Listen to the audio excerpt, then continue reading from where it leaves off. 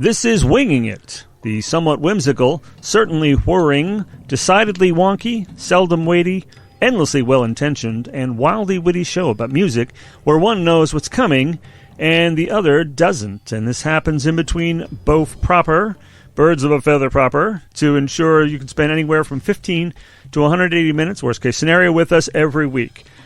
Now, well, I'm happy to report that order has been restored to the universe, first of all. Christina is back doing all the pain-in-the-ass stuff that she usually does, like driving and preparing, winging it and all that stuff.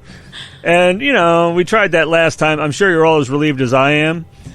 You know that even though I never really listened to the shows once around, I did listen to the last Winging It, the one I did. Nice. And I got up to 7 minutes before I was overcome with existential despair, I think it was. Despair? Yeah. Unexpected. Existential despair.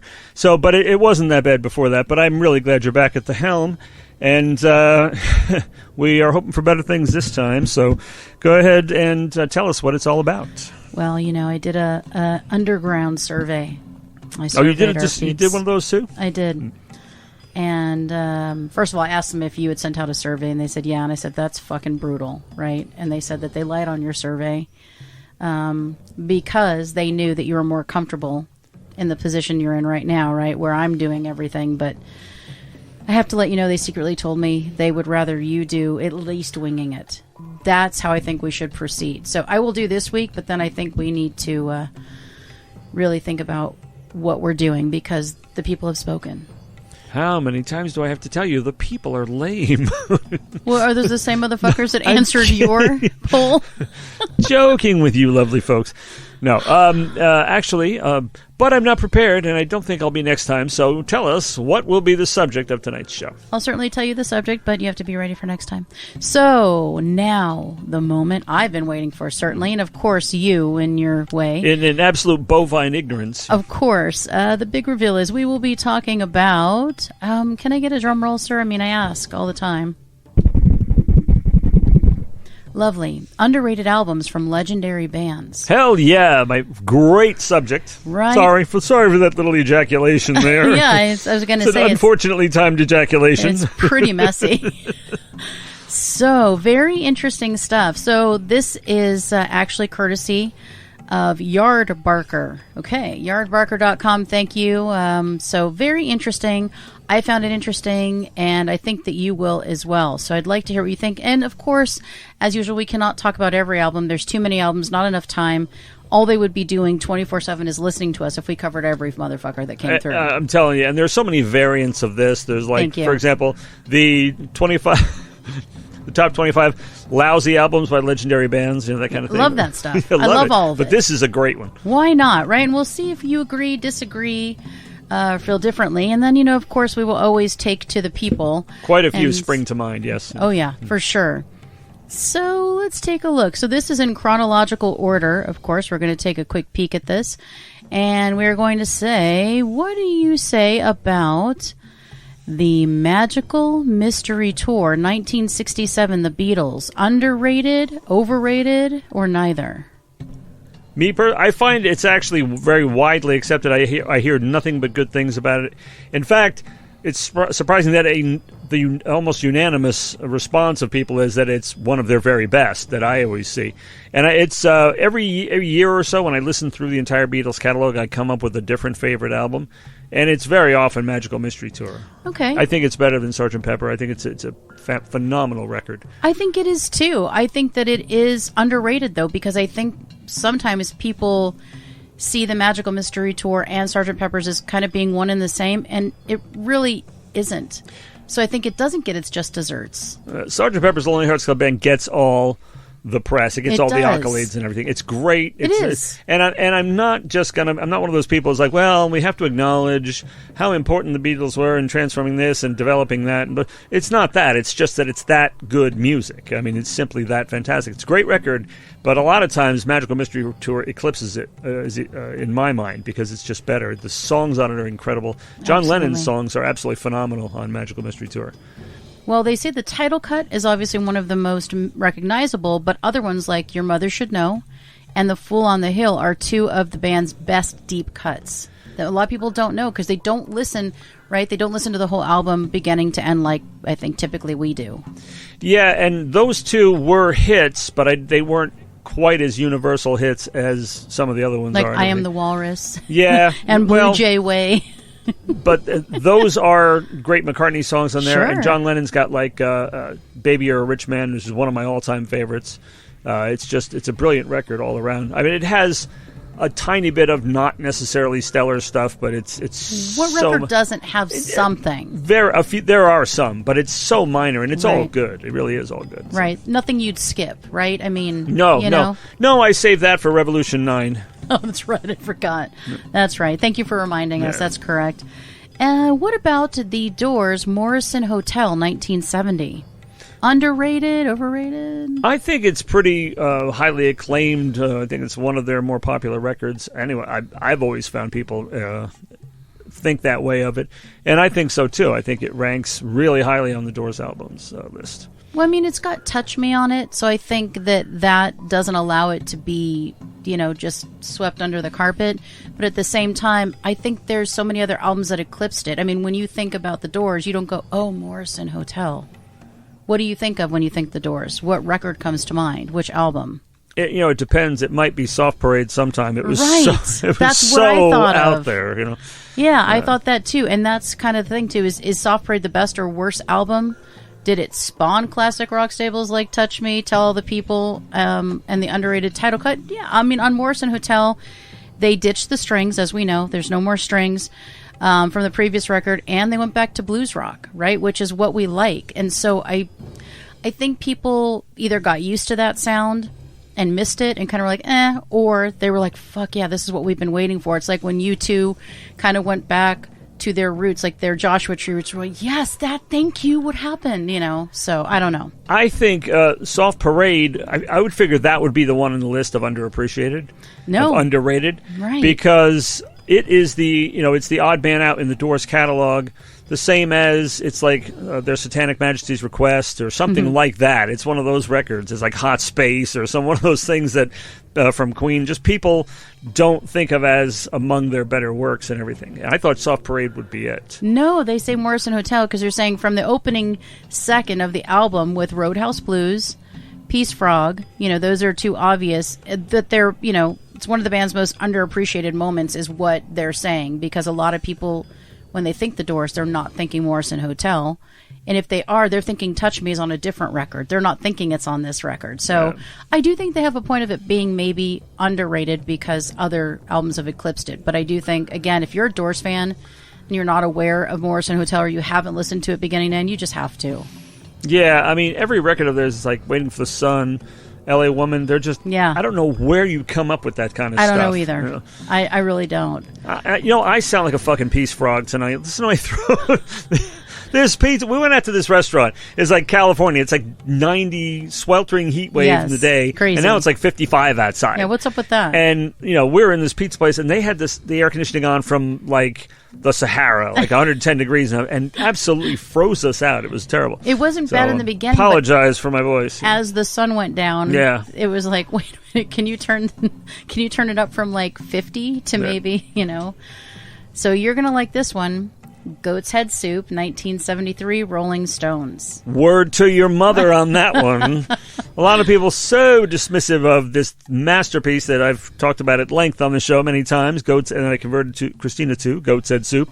Totally agree that it's underappreciated. Well, because it's sandwiched between Exile on Main Street and It's Only Rock and Roll. And coming off of Exile on Main Street, everybody was like, blah, blah, blah, blah, blah. Yes. But I gotta say, that's always been the one that stuck with me and totally underrated. However, I gotta point out that the Stones have recently reissued all of the Mick Taylor era albums.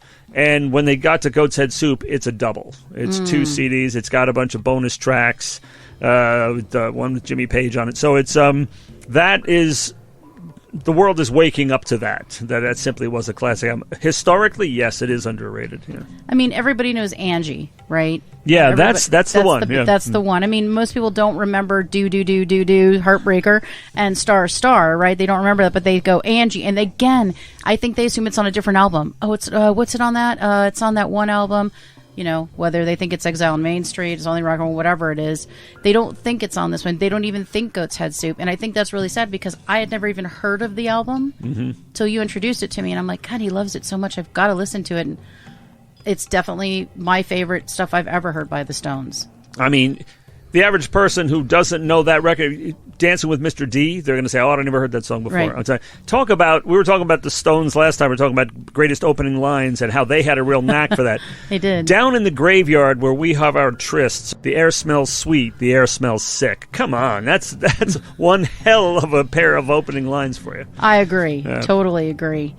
Well, what about Sabotage, Black Sabbath, 1975? Now, there's another surprise. I would have expected Sabotage to be one of the more appreciated, highest ones on the list because among serious Black Sabbath fans, it might not be as well known to like the general public, but Black Sabbath fans regard it as their masterpiece, most of them. I would have thought it would be one of the two that followed it, the Ozzy Osbourne era ones, Technical Ecstasy or Never Say Die, which are both great records. But big surprise to me on that one. I think, about this record, again, I think one of the reasons that these are underappreciated is because they either have maybe one major hit on them or they, people haven't listened to it beginning to end. But I really think the problem with it is, there's that one hit on there and they don't remember it's on that album.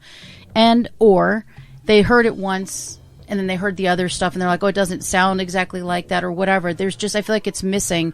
And I know Sabotage, I've heard it because I've been forced to listen to it. I'm not a huge Ozzy Osbourne era Black Sabbath fan, as we know. I am a Black Sabbath fan, but not. That was an act of mercy. You really should appreciate Sabotage. Ozzy or no Ozzy, it's a freaking masterpiece. It would be so much better without Ozzy. But anyway, I do really like. It's an amazing album, and to me, it sounds different, and I like it better in many ways. But again, I just don't think people have given the entire catalog its just desserts. And they go to the one that is the most publicized, the one that has the most hits on it. So that's why I think this one falls under that category. And I am glad I heard it. That's right. It was an essential element of your growth to hear that record. You better calm down. What about And Justice for All, Metallica, 1988? Again, another same band. I would pick a different record. I would say the Black Album, Load, Reload would be underrated. Saint Anger is rated just as low as it ought to be, I think. But, I would not think it would be Justice for All or Master of Puppets or any of those. Right, well, because I know you're thinking, this album itself was certified 8 times platinum, right? So how can it be considered underrated? Well, because there's too much attention paid to one. Right, that's the track that made Metallica a mainstream commodity. Right, I mean that was surprisingly, and it's an amazing song. It was one of the first songs I was introduced to. I mean, I definitely heard other songs, but that was the one that resonated with me first when introduced by the hot guy in middle school. And there's no doubt it's one of the band's most popular songs, and of course it's worth the hype, I think. But there's more to the record. That's the problem. Blackened. People don't even know that. When you talk to them about it, they're like, oh yeah, I don't know what else is on that album. Like, what about Blackened? What about, what is it? Harvester of Sorrow. What the hell? That's all you remember is one? And there's not anything wrong with one, but there's more. Yeah. I'm banging my head. Harvester of Sorrow. Hell yeah. Yeah. And I just feel like, I do feel like it's underrated. I really do. And a lot of people dismiss And Justice for All. Now, I understand also that a lot of Metallica fans this is not their favorite album. And I guess I get that too, but that's why I think it's underrated, because mainstream Metallica fans will be like, it's okay. I like it. It's got a good hit on it. It's got one. Or they hate it because it has one on it, right? So I do think it's underrated in their catalog. I do, even though it was certified 8 times platinum. I've mostly come across fans disparaging the slower stuff, the more the mainstream stuff, and it's among their best. I think Load and Reload are phenomenal albums. Those are the ones people bag on the most to me. So, well, it's true. It's true. So interesting. Okay, so you don't find it underrated? No. All right. What about In Through the Outdoor, 1979, Led Zeppelin? Oh, doesn't surprise me one bit that is underrated. And honestly, it ranks pretty low in their catalog in my estimation, but I mean, what does that mean? It's still a Zeppelin album. I mean, it's brilliant, I think. But doesn't surprise me, no. So you do find it underrated, or does it just not surprise you? No, it doesn't surprise me, and I think it's underrated. You do think it's underrated. Well, it's because I think a couple things. I think, the climate at the time of its release, first of all, it's their last album, and the climate at the time of the release was like kind of disco and new wave, right? So it was kind of like, what's this? And in light of that, even though it was the same sort of fare we could expect from them. And new wave was really catching on. We were really having those kinds of bands that didn't sound anything like that classic dinosaur rock, Right, and I think it started to kind of feel like, well, that's the old thing, that's not the new thing, but Zeppelin is still classic. It's such a different sound for them. It's so keyboard drenched. It's all keyboards mostly. There's some notable guitar on there, but it's conspicuous how little Jimmy Page had to do with the production of the record. Yeah. It's John Paul Jones and Robert Plant's record mostly. And it's great. It's some really far-out progressive stuff that you wouldn't have seen coming. And some real have fun and not take themselves too seriously whack shit like Hot Dog on there. But you can't leave out In Through the Outdoor, Fool in the Rain, and All of My Love, obviously. Oh, In the Evening. There's some really brilliant stuff on there. But I will say, I also must mention that All of My Love is disparaged for no good reason. It is a fucking great song. Just because it's not a fucking rocker raging song does not make it any less beautiful a song. And I get tired of people bagging on it. Well, among the people I think underrate that album is the band themselves. For sure. The stuff they say about it, it's just like, guys, you should be proud of this record. I agree. I do think that they should. So what about Women and Children First, Van Halen 1980? I'm surprised that's on there. Really? Yeah.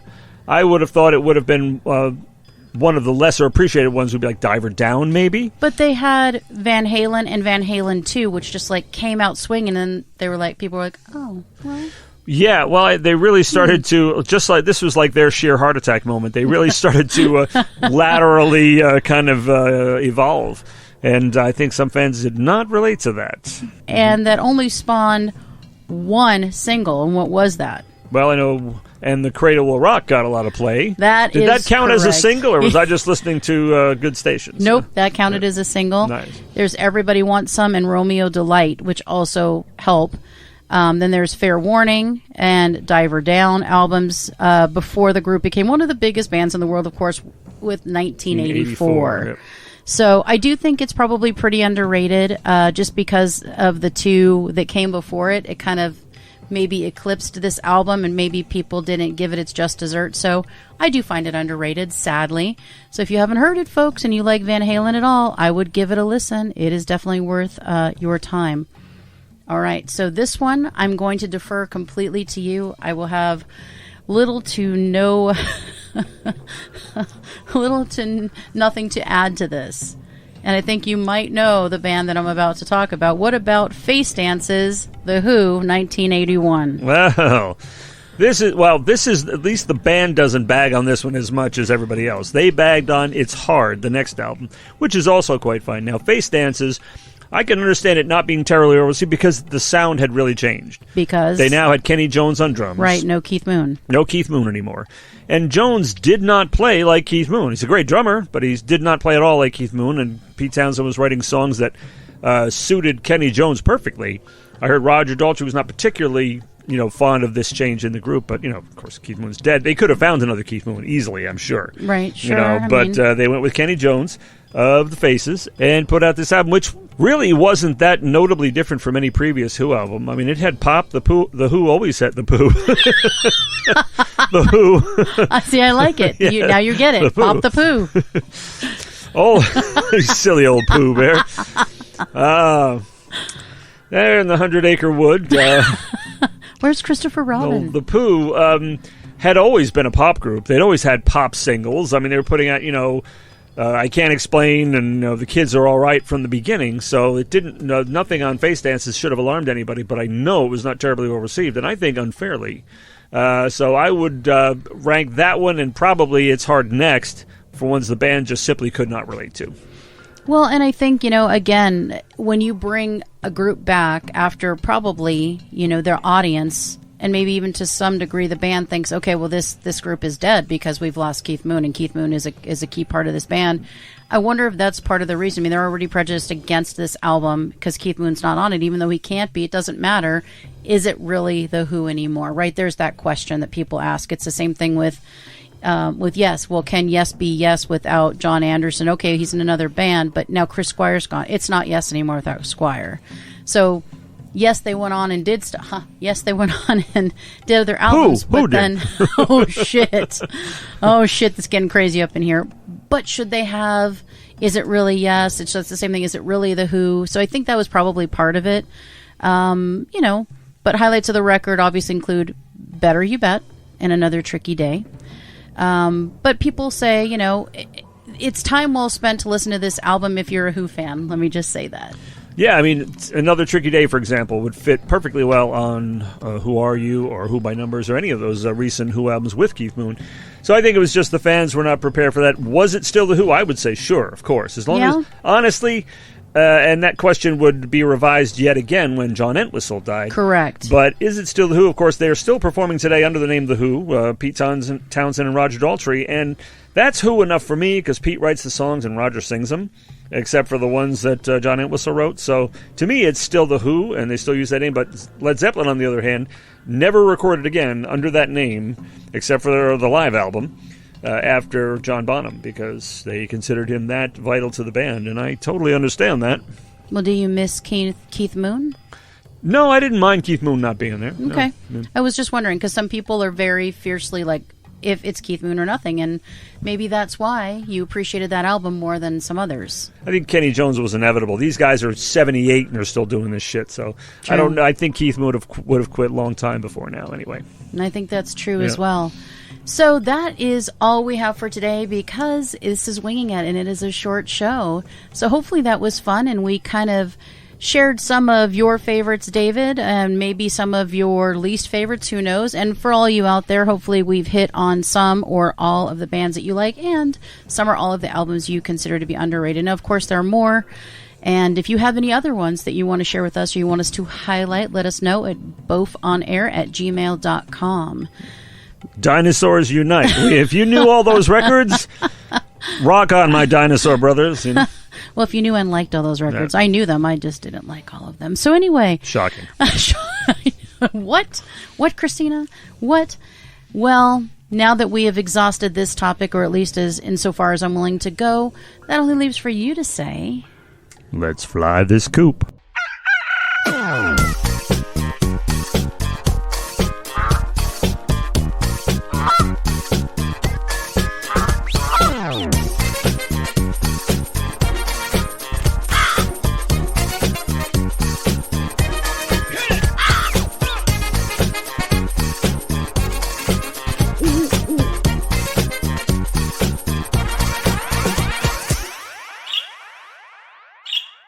This has been Birds of a Feather on What the Flock Radio.